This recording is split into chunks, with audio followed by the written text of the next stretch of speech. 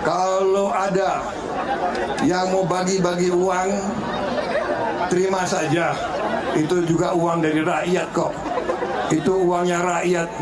Kalau dibagi, terima aja. Itu menunjukkan bahwa Prabowo permisif nih, terbuka pada sikap korupsi gitu loh. Jadi tidak mencerminkan seseorang yang anti korupsi. Lagian, capres kok permisif pada korupsi. Aneh kan? Halo dulur, gue Ahsan.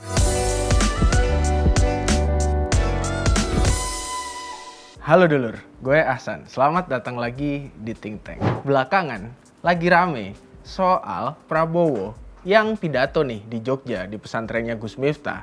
Kalau ya nggak apa-apa, orang-orang itu nerima aja serangan fajar, duitnya diterima aja kata Prabowo. Tapi milihnya sesuai dengan hati nurani. Kalau ada yang mau bagi-bagi uang, terima saja. Itu juga uang dari rakyat kok.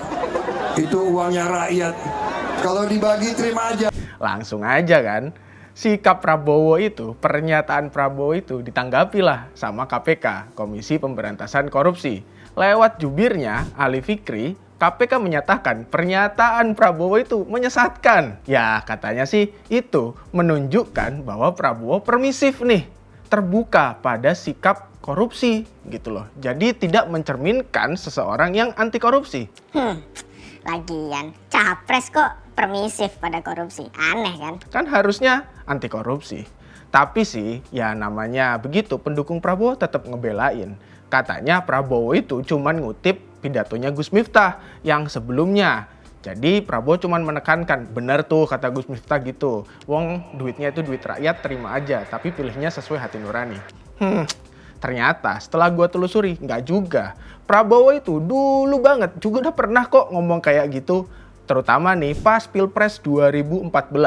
Di rumah Polonia, markasnya dia dulu, dia itu juga udah pernah bilang, kalau ada serangan fajar, duitnya terima aja, tapi tetap pilih dia. Artinya ya nggak ada yang berubah. Baik itu dia menegaskan omongan Gus Miftah atau dari dirinya sendiri. Ya tetap aja dia permisif pada perilaku korupsi. Seperti kata KPK tadi yang menyesatkan. Menariknya lagi nih, ternyata sikap koruptif itu juga ada nih di lingkaran orang-orang dekatnya Prabowo. Dulu kalau kita ingat-ingat lagi, Fadlizon nih, elit Gerindra itu juga pernah bilang bahwa korupsi ini pelumas pembangunan. Waduh, ini kan kayak bilang pembangunan di Indonesia itu nggak akan berjalan kalau nggak ada korupsi. Lah terus ngapain? Ada Komisi Pemberantasan Korupsi. Kalau kemudian koruptor itu dianggap sebagai motor pembangunan. Logikanya kayak nggak masuk gitu. Padahal kan kita ini sedang berjuang gitu loh untuk memberantas korupsi. Soalnya ya jelas korupsi itu merugikan rakyat. Nah, ibarat pepatah, kalau nih kita deket-deket sama tukang minyak wangi, ya baunya wangi kan? Nah, kalau kita deket-deket sama tukang jual bensin, ya baunya bau bensin. Ya itu juga yang kemudian tercermin dari Prabowo dan Fadlizon. Tapi ya ternyata ada lagi yang di koalisinya Prabowo, namanya Pak Zulkifli Hasan. Dia itu lagi viral banget di TikTok bagi-bagi duit ke nelayan.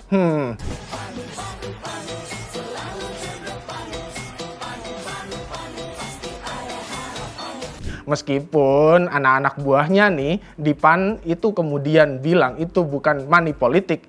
Terus kita harus nganggap apa? Di tengah-tengah menuju kontestasi pemilu, kemudian Pak Zulhas bagi-bagi duit, gocapan, pan, bagi-bagi gocapan. Aduh, jadinya gitu dong, nggak masuk bos.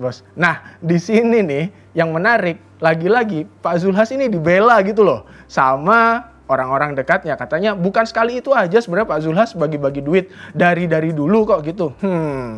Ya oke lah, kalau dulu mungkin boleh aja lah konteksnya sedekah dan lain-lain. Tapi kan ini tahu, dalam momen politik menuju pemilu, dia ketua umum PAN, ketua umum parpol yang punya misi untuk menarik suara juga. Dia juga ini adalah pejabat negara gitu loh. Kita nggak pernah tahu dan dia juga nggak pernah ngejelasin itu duit dari mana. Apakah itu duit negara atau kantong pribadinya dia? Itu kan patut untuk dijawab. Jadinya ya ini jelas sih. Balik lagi ke pepatah tadi bahwa ya kalau orang-orang yang sama-sama tidak tegas pada perilaku anti korupsi ya akan cenderung ngumpul sama orang-orang yang serupa. Beda dong sama Bapak Ganjar Pranowo gitu loh.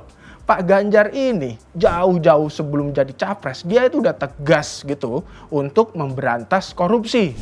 Dia nggak mau nerima duit-duit yang korup gitu loh. Bahkan nih ada pengakuan dari Novel Baswedan, penyidik KPK, ketika banyak anggota DPR itu tersangkut kasus EKTP, ternyata apa kata Novel? Nggak ada buktinya tuh Pak Ganjar menerima duitnya. Nah itu kan jelas dia punya integritas, nggak mau menerima duit yang nggak jelas, apalagi duit korupsi.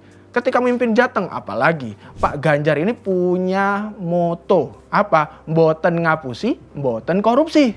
Jadi pemerintahannya itu tidak berbohong dan tidak korupsi.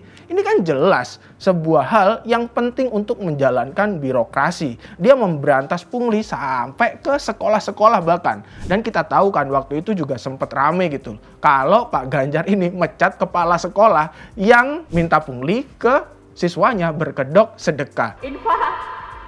SMK negeri? Iya. Oh, oke. Ciri-ciri kepala sekolah baru ini masalah karo gubernur. Sedekah kok pungli.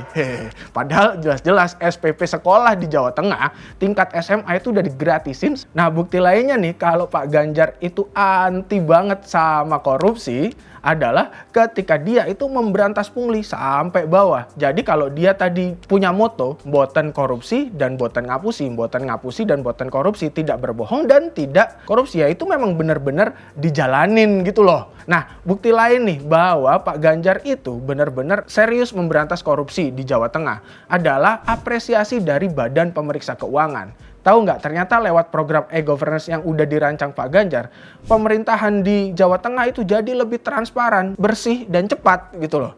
Terutama yaitu tadi, transparan dan bersih untuk mencegah korupsi, kolusi, dan nepotisme. Dan terbukti Badan Pemeriksa Keuangan itu mengapresiasi bahwa Provinsi Jawa Tengah itu tingkat pencapaian penyelesaian rekomendasi keuangannya itu juga paling tinggi di antara provinsi lain, yang menunjukkan ya memang nggak ada korupsi gitu loh. Semuanya aman-aman saja. Ketika rata-rata nasional penyelesaian itu 70-an persen, di Jawa Tengah itu 90%. Nah keren kan? Jadi jelas bahwa di sini kita bisa ngelihat nih perbedaannya. Kalau Pak Prabowo dan konco-konconya kayak Fadlizon, lalu ada Zulkifli Hasan, itu cenderung permisif kepada korupsi, tidak mencerminkan untuk anti korupsi. Pak Ganjar sebaliknya. Pak Ganjar ini tegas, beringas. Untuk apa? Memberantas korupsi. Dan memang harusnya demikianlah Presiden masa depan Indonesia. Soalnya korupsi seperti kata Pak Ganjar itu akan menghambat proses kemajuan Indonesia, menghambat proses pembangunan. So, terserah kalian mau pilih yang mana. Bye.